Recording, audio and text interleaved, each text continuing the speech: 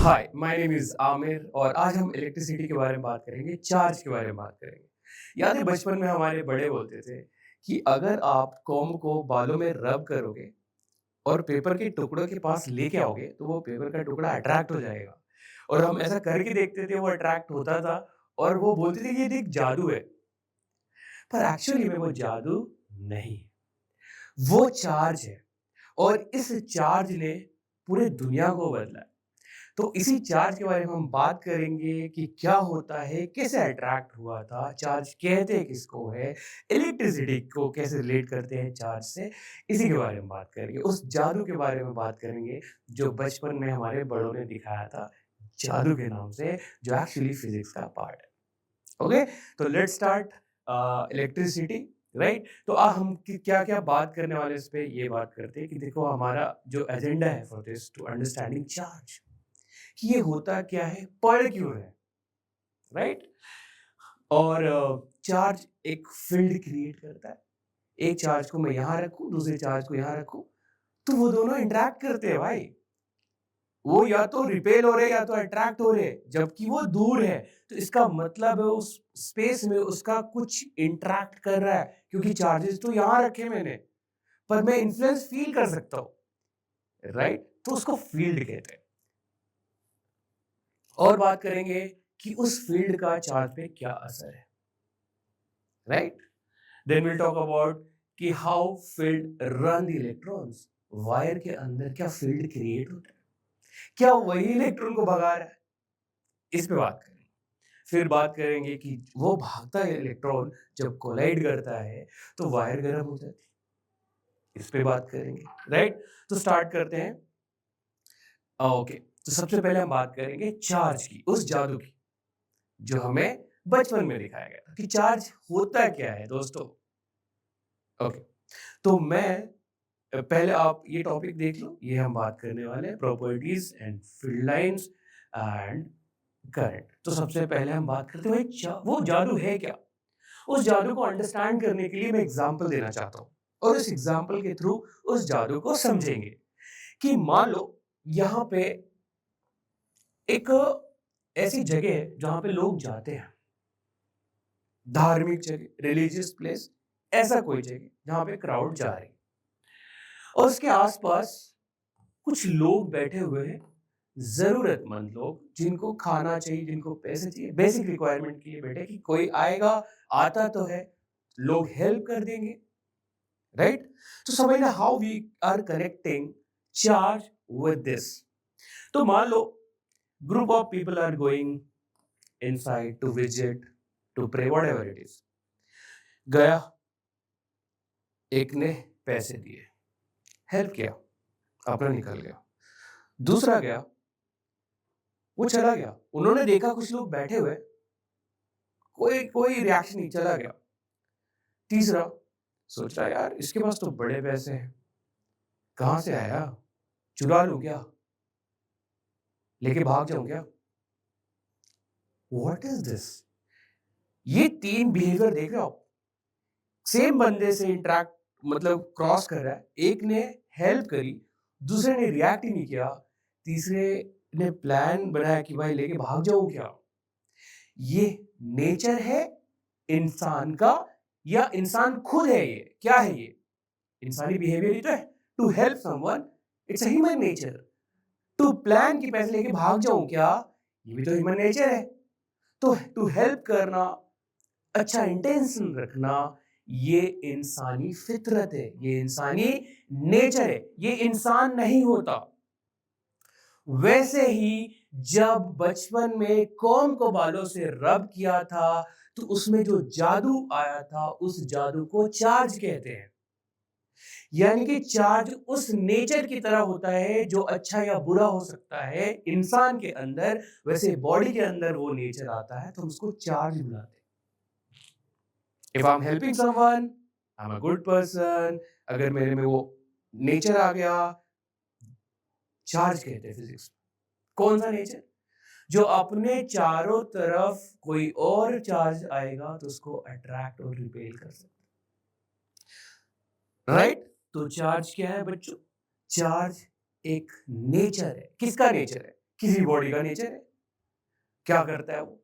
दूसरे चार्ज को इंटरैक्ट करता है और अपने चारों तरफ एक स्पेस क्रिएट करता है, एक फील्ड क्रिएट करता है, जिस फील्ड के आसपास दूसरे चार्ज आते हैं तो इंटरैक्ट कर लेता है, राइट? तो यहां से ये कंफर्म हो गया कि चार्ज कोई बॉडी नहीं होता, क्योंकि अगर चार्ज कोई बॉडी होता तो बचपन में जो कॉम्ब है वो कॉम्ब कुछ और बन जाता, बॉडी कुछ और बॉडी बन जाती, जबकि कॉम कॉम ही रहा। उसमें जो जादू आया था वो जादू हमें दिखा भी नहीं, कॉम में कहाँ है भाई? लेयर भी चेंज नहीं हुआ, कलर भी चेंज नहीं हुआ, कॉम भी चेंज नहीं हुआ। इसका मतलब वो जादू एक नेचर की तरह आया था, उस नेचर को चार्ज कहते हैं। Got it? तो हम यहाँ पे क्या लिखेंगे कि जो चार्ज होता है, जो चार्ज होता है, अयो, जो चार्ज होता है वो एक नेचर है। क्या है? नेचर, प्रॉपर्टी है। किसकी प्रॉपर्टी है? किसी भी बॉडी। क्या करता है वो? सामने वाले चार्ज को अट्रैक्ट कर सकता है, रिपेल कर सकता है और अपने चारों तरफ एक इन्फ्लुएंस क्रिएट करता है। What do you mean by influence? एक चार्ज को मैं यहाँ रखूं, मान लो पॉजिटिव, वैसे मैंने पॉजिटिव नेगेटिव बताया नहीं पर इतनी अंडरस्टैंडिंग आपको है। मान लो एक चार्ज को यहाँ रखा, फिक्स कर दिया, इसको फिक्स क्यों किया? ताकि ये मूव ना कर जाए, फिक्स कर दिया। और दूसरे को पास लेके आ रहा हूँ थोड़ा थोड़ा, अब मैं फील कर सकता हूँ कि ये अट्रैक्ट हो रहा, अट्रैक्ट हो रहा। छोड़ दूंगा इसको तो ये चिपक जाएगा। यार ये दोनों तो काफी दूर है एक दूसरे से, कैसे इंटरैक्ट कर रहा है? इस चार्ज ने एक फील्ड क्रिएट किया है, इन्फ्लुएंस क्रिएट किया हुआ है, ठीक है? तो चार्ज किसको बोलते हैं? जिसमें एक नेचर होता है, जिस नेचर की वजह से वो दूसरे चार्ज को अट्रैक्ट या रिपेल कर सकता है और अपने चारों तरफ फील्ड क्रिएट करता है। जिस फील्ड को क्या बोलते हैं? अब थोड़ा सा यहाँ डिटेलिंग मेरे को जाना पड़ेगा, तो आप थोड़ा सा फोकस करो, क्योंकि ध्यान हटी तो गड़बड़ हो जाएगा, ठीक है? अब आप फोकस करो 1 मिनट के लिए कि वो फील्ड क्या हो सकता है। तो थोड़ा सा मैं आपको बता सकता हूं कि अगर वो चार्ज, ये तो सेम कलर हो गया, अगर वो चार्ज रेस्ट पे है, अगर वो चार्ज किसमें? रेस्ट पे है, तो अपने चारों तरफ जो फील्ड क्रिएट करेगा उसको हम इलेक्ट्रिक फील्ड बोलेंगे। इलेक्ट्रिक मतलब चार्ज, इलेक्ट्रिक फील्ड बोलेंगे। यानी कि रेस्ट पे है और जो फील्ड क्रिएट होगा उसको क्या बोलेंगे? इलेक्ट्रिक फील्ड बोलेंगे। और व्हाट अगर वो मूव करने लगे, यूनिफॉर्मली भागता जाए, तो वहां पे इलेक्ट्रिक फील्ड तो होगा, एक और फील्ड आ जाएगा जिसको हम बोलेंगे मैग्नेटिक फील्ड, राइट? तो अगर वो मूव कर रहा है तो इलेक्ट्रिक फील्ड के साथ साथ क्या आ जाएगा बेटा? Magnetic field. ये दो ध्यान रखना, इसके आगे हम इलेक्ट्रोमैग्नेटिक वेव पे बात नहीं करेंगे, वो थोड़ा इस पे बात इतना करने की जरूरत है नहीं।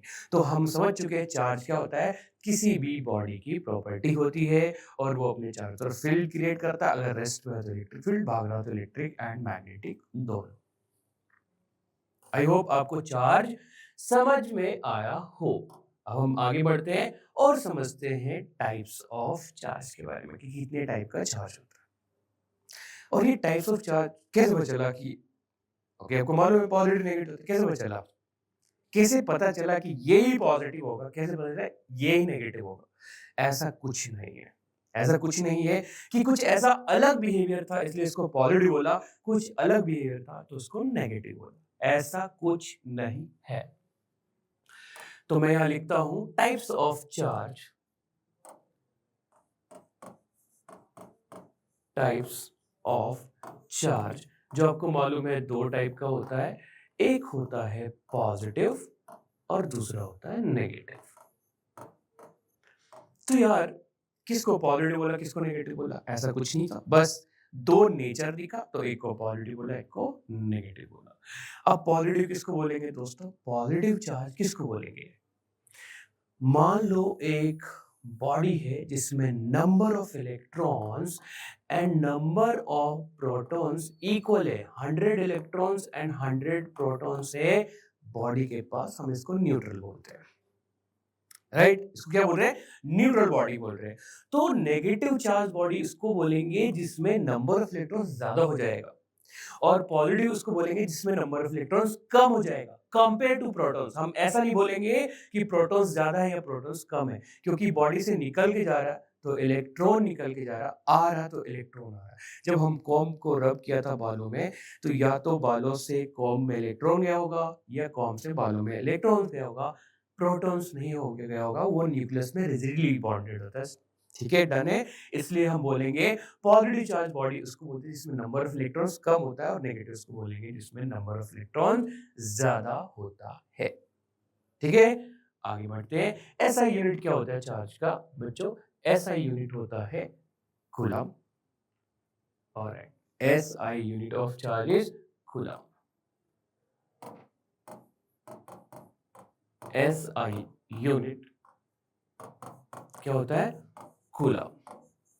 और इसको कैपिटल सी से रिप्रेजेंट करते हैं। देन यहाँ तक समझिए कि बहुत बेसिक बात थी। अब हम बात करते हैं प्रॉपर्टीज ऑफ चार्ज की, जो कि ज़्यादा यहाँ से थोड़े क्वेश्चंस बनते हैं, और स्कोर में हो सकता है एक दो क्वेश्चन यहाँ से डिजाइन हो जाओ।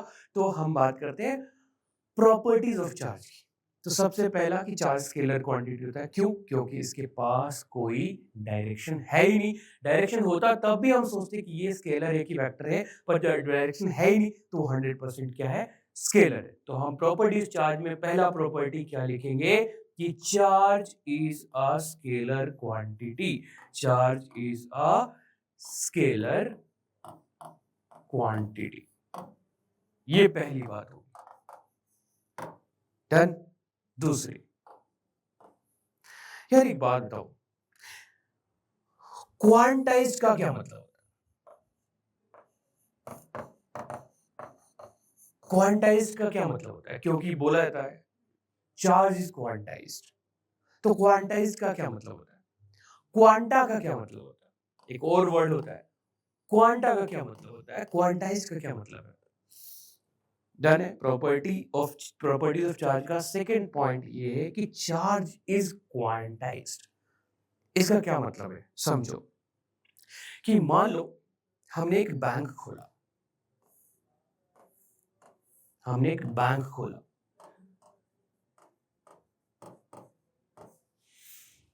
और बैंक में अभी कोई पैसा नहीं आया है, बिल्कुल नहीं आया। पहली बार आज ओपनिंग सेरेमनी है, आज कुछ पैसे आने के चांसेस है। तो पहली बार कोई पैसे जमा करने आया, और एक बच्चा आया, छोटा सा बच्चा आया कि मेरे को पैसे डिपॉजिट करने हैं, तो कितना कर सकता हूँ मिनिमम?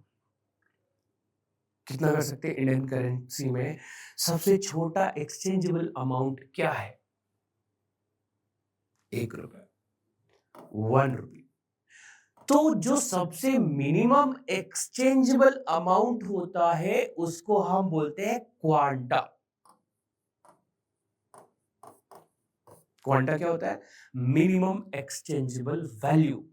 तो इंडियन करेंसी में करेंसी का एक्सचेंज मिनिमम कितना पॉसिबल है? 1 रुपया। तो हम इंडियन करेंसी में बोलेंगे क्वांटा जो है इंडियन करेंसी का वो 1 रुपया है। Now got it. क्वांटा क्या होता है? Minimum exchangeable value which is 1 rupees, 1 रुपी। तो एक बच्चा आया, बोला कि भाई मेरे को पैसे जमा करने हैं, तो बोला हाँ ठीक है कर लो, तो 1 रुपया लेके आया, हमने कर लिया। ओके, नेक्स्ट डे आया 10 रुपए लेके, कि फिर से मेरे को डिपॉजिट करना है, ये 10 रुपए लो। तो क्या कुछ ऐसा नहीं है कि हमारा जो मिनिमम एक्सचेंजेबल वैल्यू है 1 रुपीज, उसका 10 टाइम्स है 10 रुपया? यस, हमने ले लिया, डिपॉजिट हो गया। नेक्स्ट डे आया वो 1000 रुपया लेके, तो 1000 रुपया जो है, तो वो क्वांटा का 1000 टाइम्स नहीं है? यस है। तो अब जो यहाँ जमा होगा फिर से वही फॉर्म में होगा, मिनिमम पॉसिबल एक्सचेंजेबल वैल्यू का इंटीग्रल फॉर्म। तो मैं जब यहाँ पे देख रहा हूँ मेरे पास कितने पैसे हो गए, पहले 1 रुपया था, फिर 10 था, फिर 1000 हो गया, तो हो गया 1011 रुपए। तो ये जो 1011 रुपए है, क्या मैं इसको लिख सकता हूँ 1 रुपीज इंटू 1011? यस, लिख सकता हूँ। तो क्या 1011 जो है वो इंटीजर है? यस। क्या इंटीजर क्वांटा से मल्टीप्लाइड है? यस। तो अब मेरे बैंक में जो पैसे हैं वो 1 रुपीस के इंटीग्रल फॉर्म में है। तो अगर एग्जिस्टेंस क्वांटा के इंटीग्रल फॉर्म में होता है तो हम बोलते हैं वो चीज क्वांटाइज है। तो इंडिया बैंक में जो पैसे हैं वो 1 रुपीस के इंटीग्रल फॉर्म में जमा है, तो उस एग्जिस्टेंस को हम बोलते हैं भाई पैसे अंदर जो है वो क्वांटाइज्ड है भाई। यस और नो, क्वांटाइज्ड है। यही तो होता है quantization of money. Got it? Quantization समझ आया क्या होता है? अब आगे बढ़ते हैं। मान लो हम बड़े हो गए, कॉलेज गए। कॉलेज गए तो अभी मन हुआ कि भाई कॉलेज में 3 साल हो गया, कितना हॉस्टल में रहे, थक गए, तो क्यों ना बाहर फ्लैट लिया जाए, फ्लैट में लेके रहेंगे। 4 दोस्तों ने डिसाइड किया कि अपन अब सब फ्लैट में रहेंगे। तो एक पूरा घर देखा, 4 फ्लैट था। एक ने ये ले लिया, एक दूसरे ने ये लिया, तीसरे ने ये, 4 लिया। बीच में मान लो ऐसे जाने का रास्ता, दरवाजा दरवाजा, ये रहा, ऐसा है। ठीक है, 4 दोस्त, 4 फ्लैट, बीच में आने जाने का रास्ता। रात के 11 बजे एक दोस्त को चाय पीने का मन हुआ, तो वो चाय बनाने के लिए गया। दूध चेक किया, चेक है, चाय पत्ती है, चीनी नहीं है। तो सोचा चीनी मांग लेता हूँ, किसी न किसी ने पड़ा होगा। बाहर निकला, नॉक किया। दूसरा दोस्त आया, बोला बोल, चीनी चाहिए। चीनी चाहिए? कितना चीनी चाहिए? 100 ग्राम, 50 ग्राम, 1 स्पून, 1 पीस। एक को तोड़ के आधा चाहिए, आधा को छोड़ के भी आधा चाहिए, उसको भी 1000 टुकड़े कर दो, वो चाहिए क्या? बोल तो मिनिमम कितना चाहिए? मैं तोड़ता गया, वो टूटता गया, मेरे को मिनिमम वैल्यू नहीं मिल रहा मास का भाई। मिनिमम वैल्यू जब तक नहीं मिलेगा, मैं मिनिमम एक्सचेंजेबल डिसाइड कैसे करूंगा कि ये क्वांटा होता है मास का?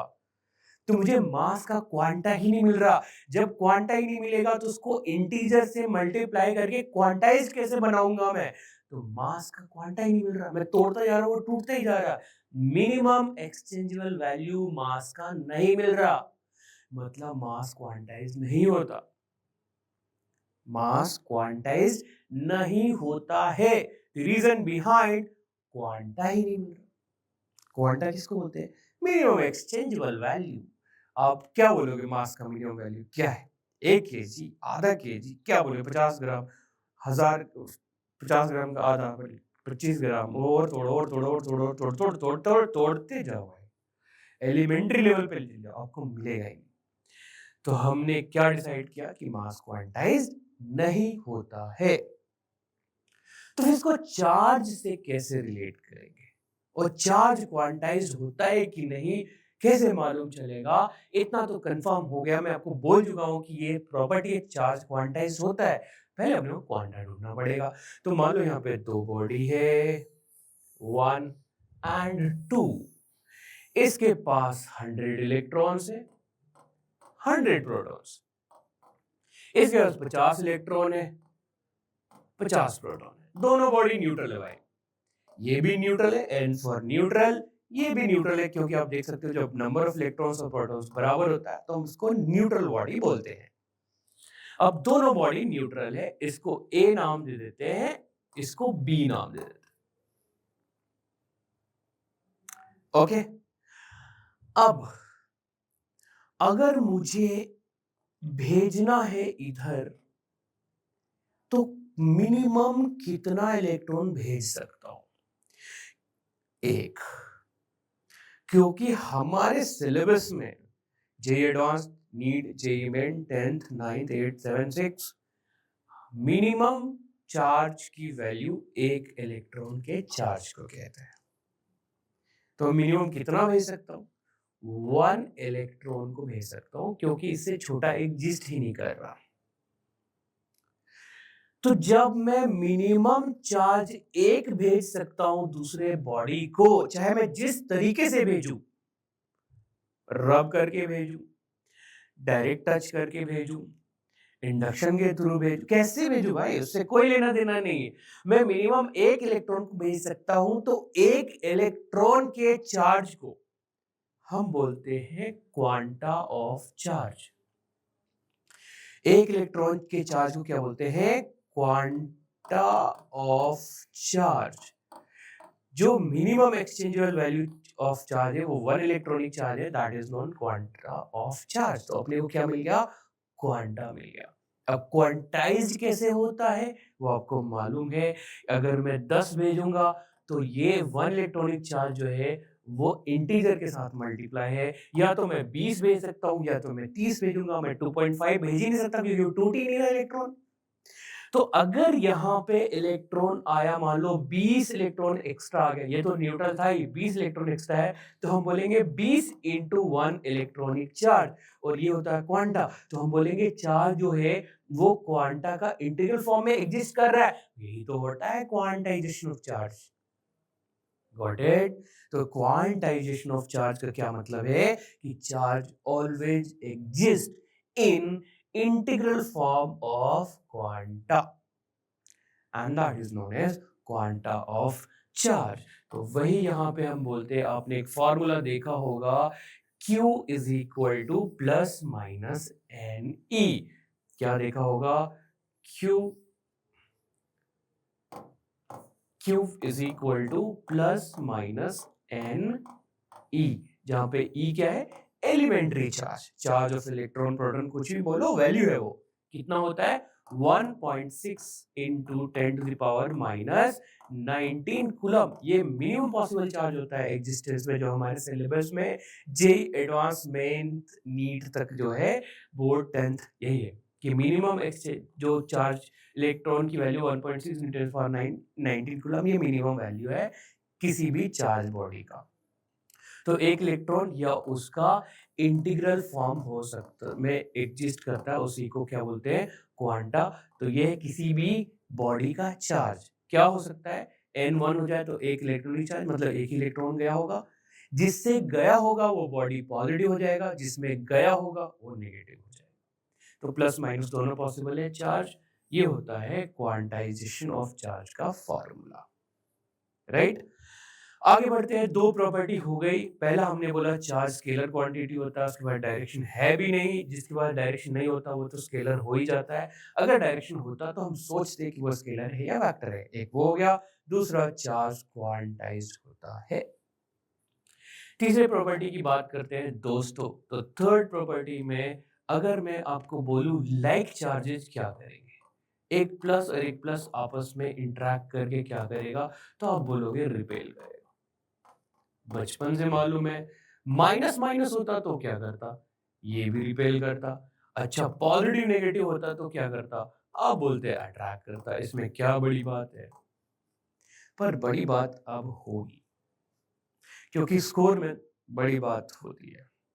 स्कोर ही बड़ा है, राइट? यू शुड पार्टिसिपेट और देखो कितनी बड़ी बात होती है। यू विल फील कि भाई स्कोर से पहले आप कुछ और थे, आप कुछ और हो गए। ये सोचने का तरीका बड़ा हो जाएगा कि भाई मेरे को अब बड़ा अचीव करना है। तो एग्जाम नहीं है, पर्पस है ये। तो अगर मैं बोलूं भाई एक पॉजिटिव है और एक न्यूट्रल है, ये आपस में क्या करेंगे? तो बोलोगे न्यूटन ने बोला था दुनिया में जितने भी चीजें सब एक दूसरे को अट्रैक्ट कर रहा है ग्रेविटेशनल फोर्स की वजह से।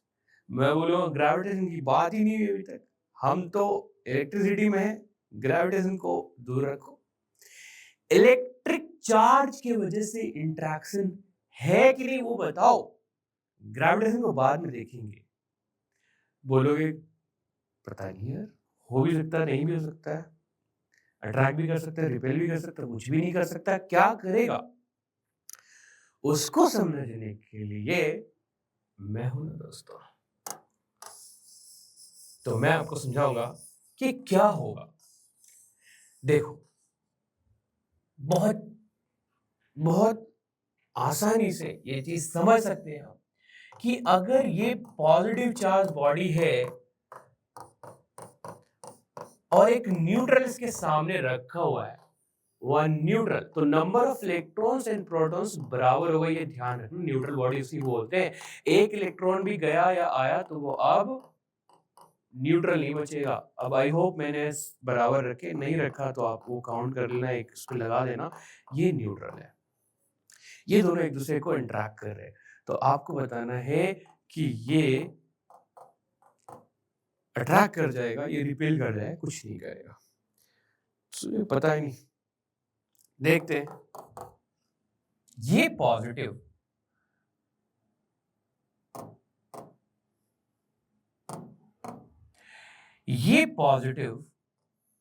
और ये पॉजिटिव आपस में क्या करेगा?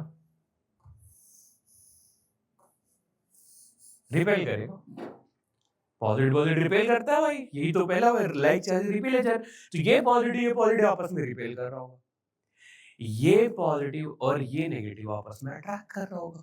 तो थोड़ी देर बाद स्ट्रक्चर चेंज हो जाएगा। मान लो आप कैंप में गए, बूट कैंप में गए, कहीं गए, एक न्यू लोग स्ट्रेंजर्स के साथ, मान लो 50 स्ट्रेंजर्स है, आप गए पहले, किसी को नहीं जानते।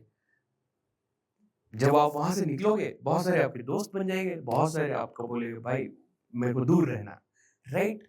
वैसे ही यहाँ पे बॉन्ड बन रहा है भाई, ये पास आएंगे पॉजिटिव नेगेटिव, और पॉजिटिव पॉजिटिव रिपेल होगा क्योंकि लाइक चार्जेस रिपेल हो रहा है। तो क्या कुछ देर बाद यहां का नजारा कुछ ऐसा हो जाएगा दोस्तों।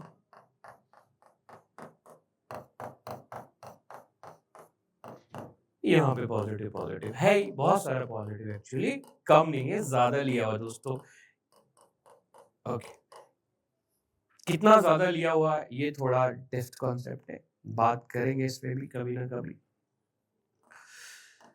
अब ये नजारा है, अब इस नजारे के बीच में देखो, ये नेगेटिव और ये पॉजिटिव के बीच में चल रहा है अट्रैक्शन, और ये पॉजिटिव और ये पॉजिटिव के बीच में चल रहा है रिपल्सन। तो अट्रैक्शन वाला जो डिस्टेंस है वो कम है, रिपल्सन वाला डिस्टेंस ज्यादा है। तो कौन डोमिनेट कर जाएगा? जो पास में है। तो अट्रैक्शन कम डिस्टेंस पे चल रहा है तो डोमिनेट कर जाएगा। तो फाइनली क्या होने वाला है? अट्रैक्शन होने वाला है। एक न्यूट्रल और एक पॉजिटिव के बीच में होगा अट्रैक्शन। एक न्यूट्रल और एक नेगेटिव भी होता, उसके बीच में क्या होता? अट्रैक्शन। अगर सेम ले लेते हैं न्यूट्रल न्यूट्रल तो कुछ भी नहीं होता, हम सेम साइज ले रहे, एक बहुत बड़ा बहुत छोटा पे हम बात नहीं कर रहे। तो हमारा थर्ड प्रॉपर्टी हुआ डन। क्या था? Like charges repel, unlike charges attract, positive neutral also attract, negative neutral also attract. Neutral neutral का कुछ नहीं हो रहा है, ग्रेविटेशनल अट्रैक्शन होगा, वो तो यूनिवर्सल है। अब आते हैं फोर्थ प्रॉपर्टी पे, और फोर्थ प्रॉपर्टी क्या कहता है?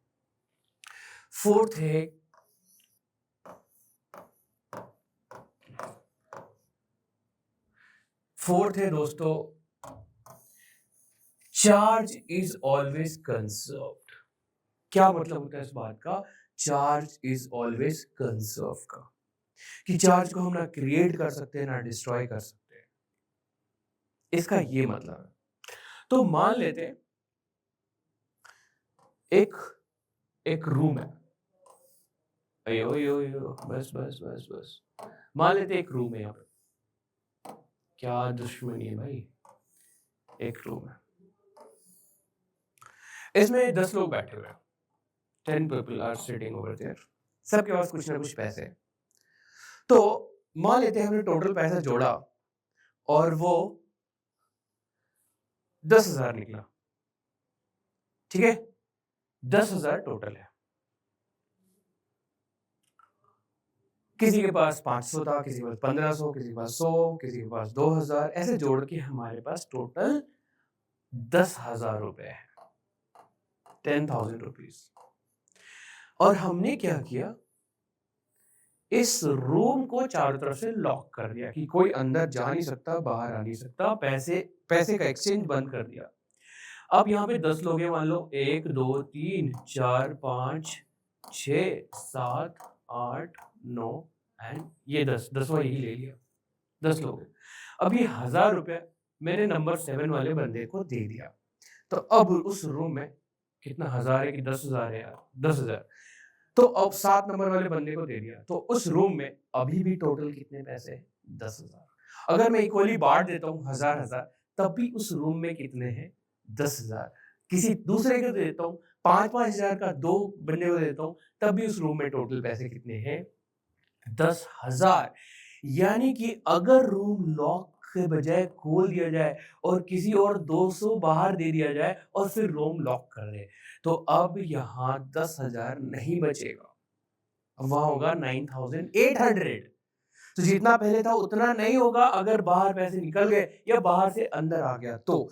नहीं होगा, तो सबसे पहले हमें लॉक करना पड़ेगा इसको।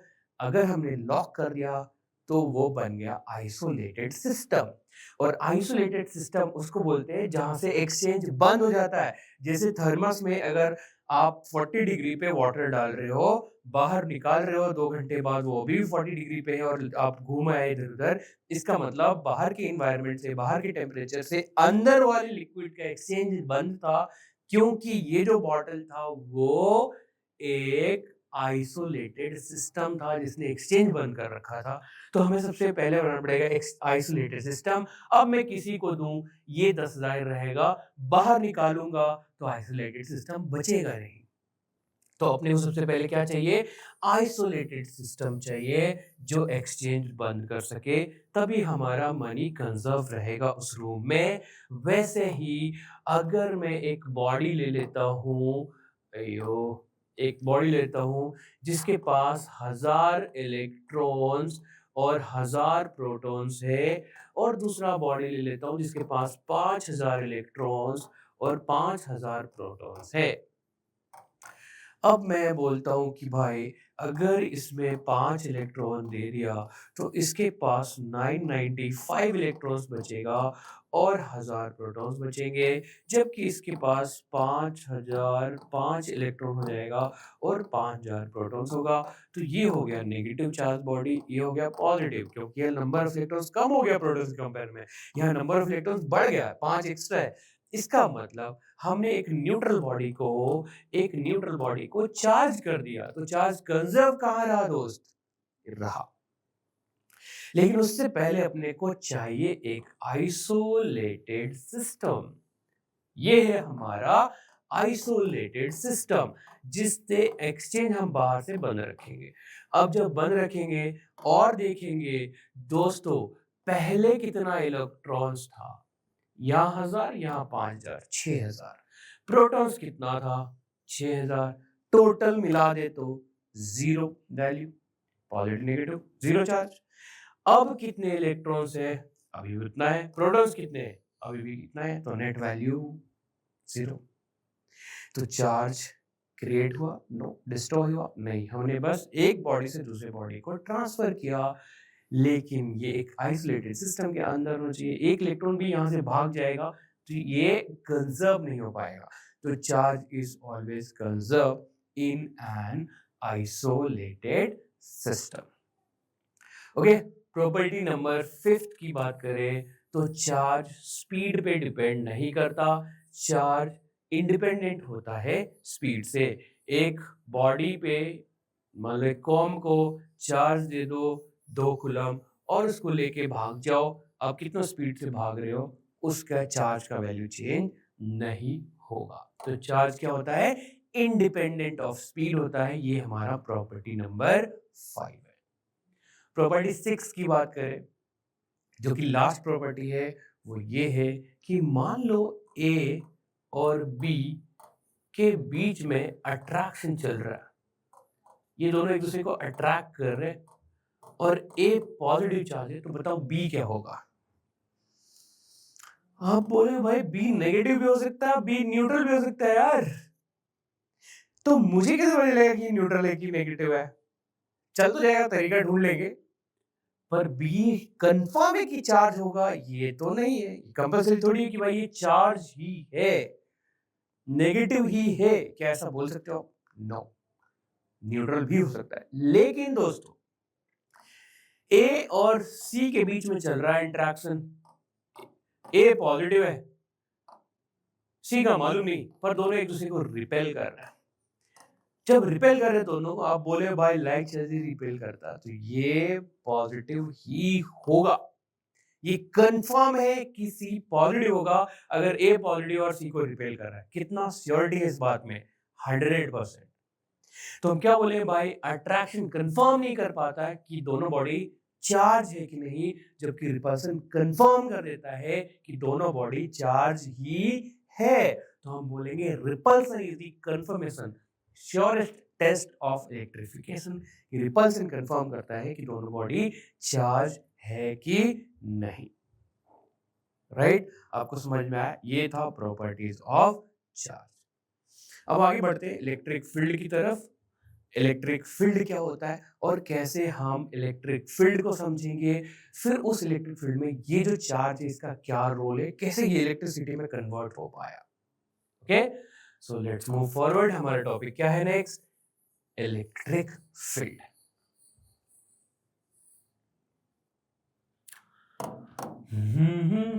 इलेक्ट्रिक फील्ड दोस्तों बहुत इंपॉर्टेंट, दोस्तों ध्यान देना। इलेक्ट्रिक फील्ड क्या होता है?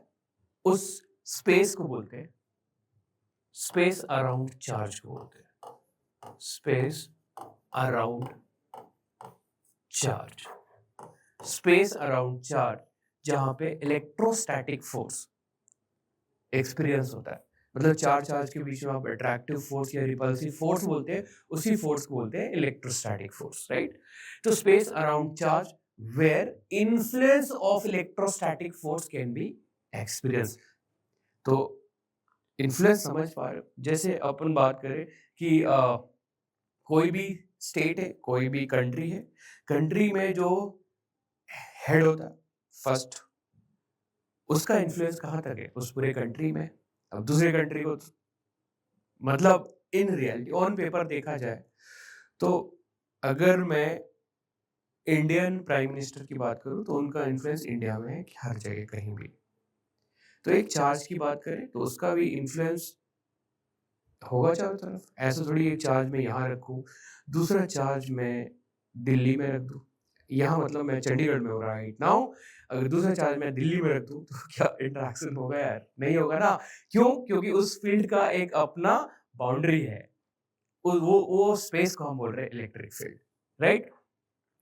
तो स्पेस चारों तरफ जो होता है उसको इलेक्ट्रिक फील्ड कहते हैं। अब इलेक्ट्रिक फील्ड तो मुझे दिख नहीं रहा, मैं पेपर पे कैसे ड्रॉ करूं? एक चार्ज मैंने यहाँ रखा, ऐसा समझते हैं, एक मैग्नेट यहाँ रखा, दूसरा मैग्नेट यहाँ रखा, और ये एक दूसरे को या तो खींच रहे हैं तो ढकेल रहे हैं, तो बीच में क्या है, किसकी वजह से हो रहा है, मुझे दिख नहीं रहा ना।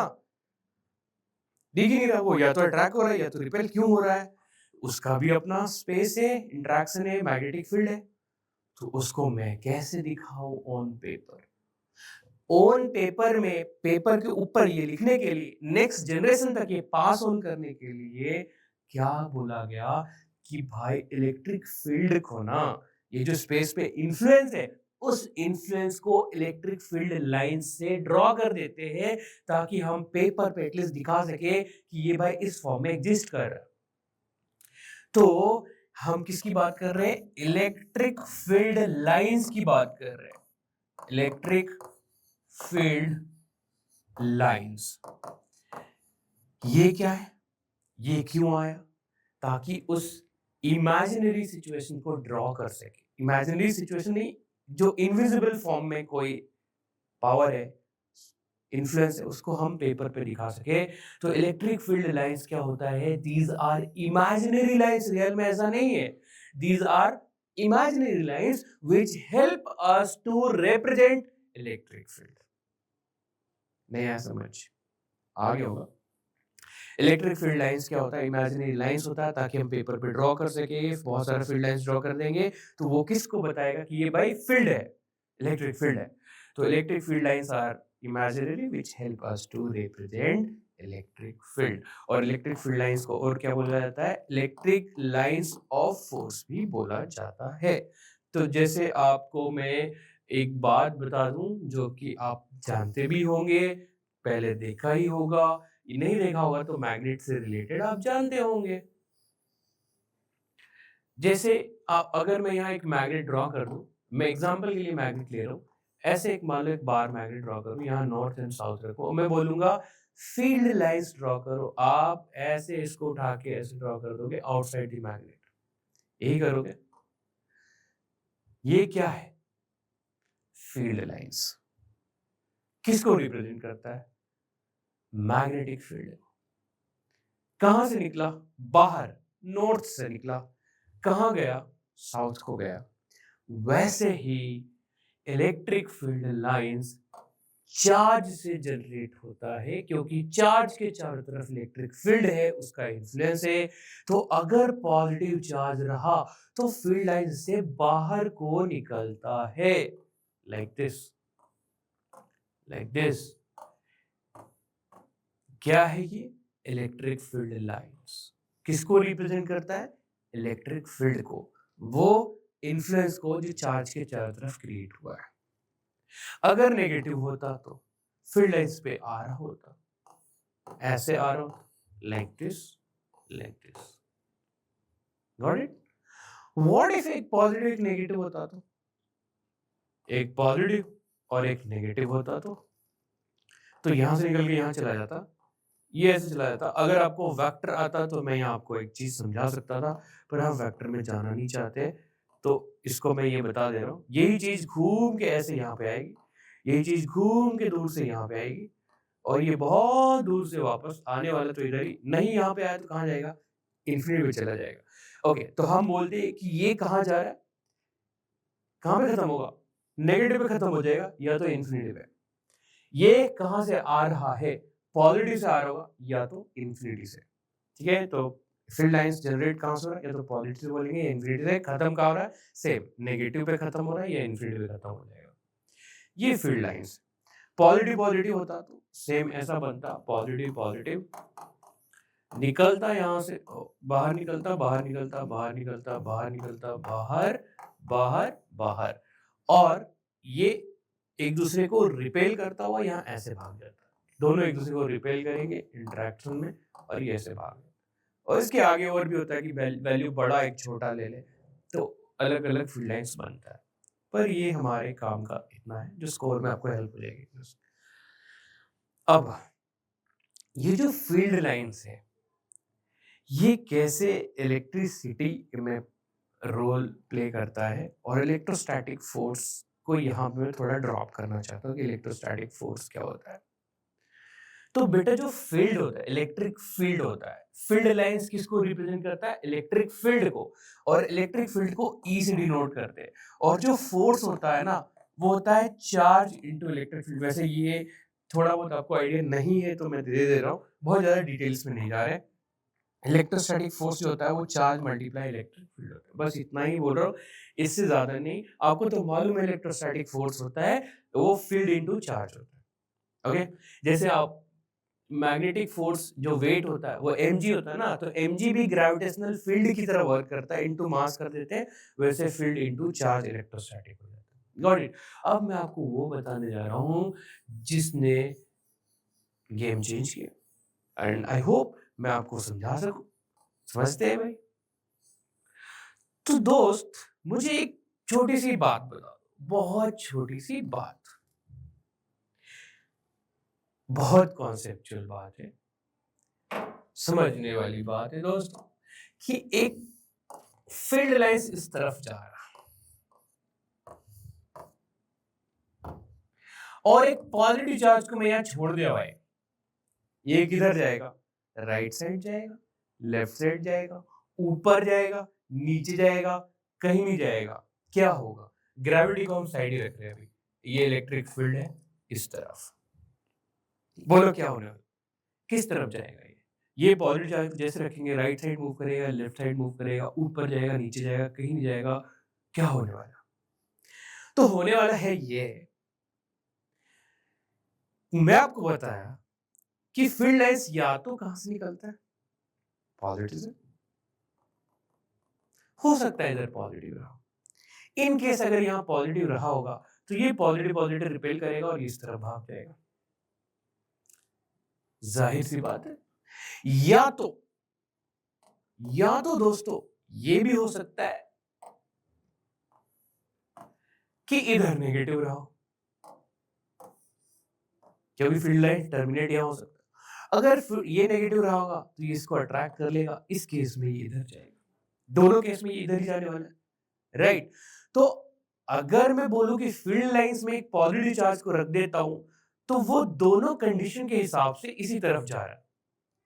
व्हाट इफ नेगेटिव को रख दूं मैं कि ये फील्ड लाइंस है, फिर से इस बार मैंने एक नेगेटिव चार्ज को रखा, तो जैसे ही नेगेटिव चार्ज को रखेंगे ये इस तरफ जाएगा, ये इस तरफ जाएगा। आप दो सिचुएशन लोगे कि हो सकता है जनरेट पॉजिटिव चार्ज से हुआ होगा, अगर पॉजिटिव से हुआ होगा तो ये इधर अट्रैक्ट हो जाएगा। दूसरा सिचुएशन है या तो इधर नेगेटिव रहा होगा क्योंकि ये टर्मिनेट होने वाला है, उस केस में भी नेगेटिव्स को रिपेल करके इधर ही भेज देगा।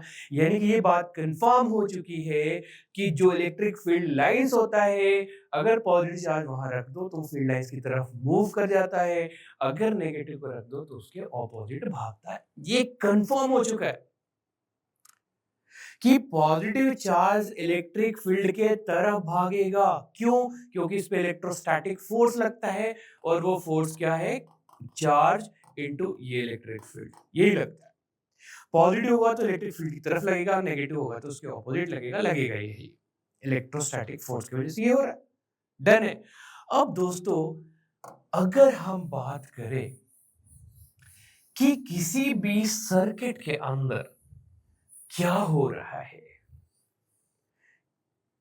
मान लो हमने एक वायर लिया और उसको एक source of like voltage, battery या फिर आप बोलो कि भाई ये सेल है, इसे कनेक्ट कर दिया, तो क्या होगा? क्यों इलेक्ट्रॉन भागने लगता है?